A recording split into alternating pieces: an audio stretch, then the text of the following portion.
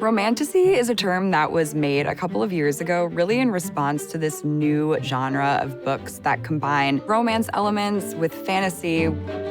And Romantasy fans don't just read the books, they live them.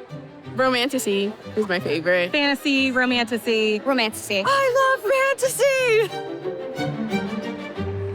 These stories are a little bit spicier than tales that you may have read in middle school. We've got steamy scenes between humans and fairies and vampires and werewolves. There's characters known as shadow daddies. There's also a lot of tropes like love triangles, enemies to lovers. And people go crazy for these books. I do have a shopping problem. I do have 5 copies of The Ever King, but they're all different. A lot of people still write it off as something that's frivolous. It's called smut, but that's changing. This genre's fiercely loyal fan base has become its own economic engine. There are trivia nights, there are contests, there are launch parties for new books that are coming out. People go to events that are inspired by actual events in the books. They get to dress up, they buy merchandise, there are book conferences, there are retreats. It is really an industry that gets into all aspects of life. This is a trend that's going to last for another few years at least. In 2025, Romantasy book sales totaled almost $1 billion in the US alone. The fandom for Romantasy is really active on social media, especially on places like TikTok. I can't imagine a life where I'm not thinking about ACTA. I think about it all day long. These creators have really blown up and have been able to create massive fan bases and audiences. It is everything.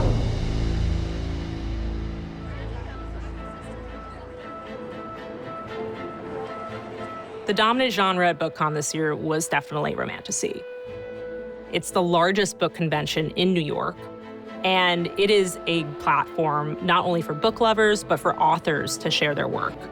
It's just a really wow moment for me. As an indie author, I don't have a lot of opportunities to be able to go to such big events like these. I'm just having the best time being in the community. I love all the other writers I get to meet. I love the readers. It's just so warm and welcoming.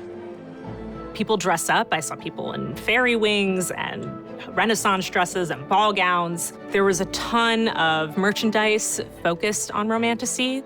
Big fan of jewelry. I love candles that smell like the characters I read. If they come out with a special edition that has edges or special art, it's definitely worth the purchase, worth the upgrade. Publishers have found a rare kind of customer, one willing to buy the same story again and again, and big brands see an opportunity in that too. I have 17 different editions of Fourth Wing. All I have to say is that I am overconsumption's final boss.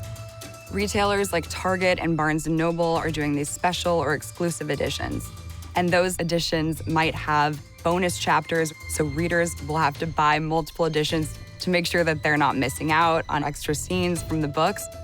There's lots of collaborations with big existing businesses and well-known brands. Major League Baseball teams are having themed Romantasy Fourth Wing nights. There's special edition board games like Monopoly. Anything that you're interested in, there's merchandise that you can get that is related to the books. We've also seen a lot of entrepreneurs organize their own businesses, like having Romantasy-themed vacation retreats or opening an independent bookstore dedicated to the Romantasy genre.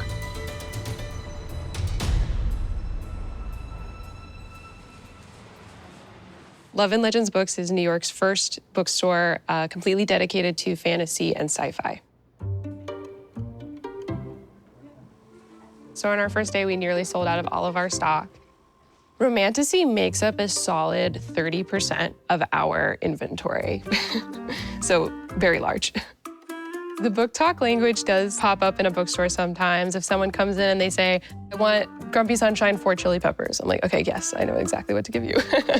What would you recommend for that book? Serpent in the Wings of Night by Carissa Broadbent. I think that Romantasy is often boiled down to something written by and for women. And I wish that there wasn't a negative connotation for that at all. Parts of high fantasy have a romance in them, and they're often not called Romantasy because they're written by a man. The Princess Bride is a romance. Nobody calls it Romantasy. We hold a lot of events. When Sarah J. Maas announced that she was releasing her 6th very highly anticipated book, I said, this is our Super Bowl. We got to run it. One of the questions that's looming over this industry is whether it will be able to sustain the momentum and the growth that we've seen over the last couple of years. This industry has been really reliant on heavy hitters like Sarah J. Maas and Rebecca Yarros, and it's still sort of unclear who the next successor is. Those books can't go on forever. We've even seen a bit of a drop-off in Romantasy sales this year. But if there's one thing that can extend the lifespan of a fan-driven genre like Romantasy, it's Hollywood. Hollywood is hoping that adaptations of the biggest Romantasy series will help bring people into theaters and also offset declining advertising revenue. Historically, Hollywood has underestimated the female audience. This is a great demographic to tap into. We've seen really intense bidding wars. I'm talking 7-figure deals made over just rights. There are a few really interesting projects in the works. One of the biggest ones is Fourth Wing, and Amazon has made a major bet on this series. Our goal is to deliver the series this fandom deserves. It just showed Amazon is staking its claim on this genre. Another adaptation that people are excited about is Netflix's Quicksilver.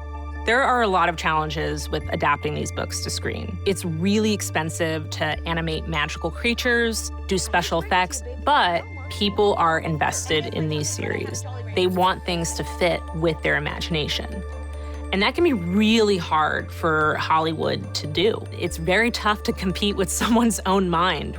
Another challenge is that AI and AI characters are really popular. There's a lot of really perfect characters in these books that are described as extremely attractive. You're overstepping. You haven't even begun to see overstepping. People are lusting after these AI-generated images. And it's gonna be really interesting to see how Hollywood competes with that.